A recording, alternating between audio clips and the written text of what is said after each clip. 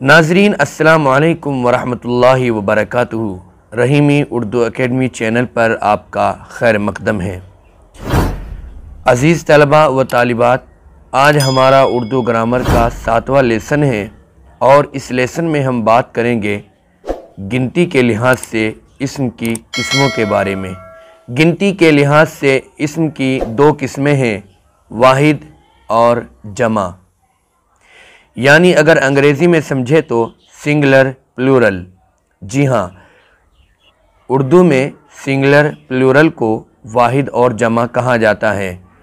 वाहिद वो इस्म है जिससे हमें एक चीज़ के बारे में पता चले, जैसे कापी, किताब, कलम, टोपी, इमाम, मस्जिद, मदरसा वगैरह। यानी जो भी सिंगुलर है वो उर्दू में वाहिद है।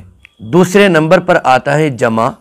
जमा यानी प्लूरल वो इस्म है जिससे हमें एक से ज़ायद चीज़ों के बारे में पता चले, जैसे किताब से कुतुब, कापी से कापियाँ, मस्जिद से मसाजिद, मदरसे से मदारिस वगैरह वगैरह। यानी जो भी प्लूरल है वो उर्दू में जमा है। अब आप अपनी नोटबुक उठाएं और 10 ऐसे अल्फाज जो वाहिद हैं और मैंने आपको नहीं बताए ऐसे अल्फाज छांट कर लिखें और फिर उन्हीं अल्फाज की जमा बनाएं। उम्मीद है कि ये लेसन आपको अच्छी तरह समझ में आ गया होगा। अगले सबक तक के लिए मुझे दीजिएगा इजाज़त। अस्सलामु अलैकुम वरहमतुल्लाहि वबरकातुहू।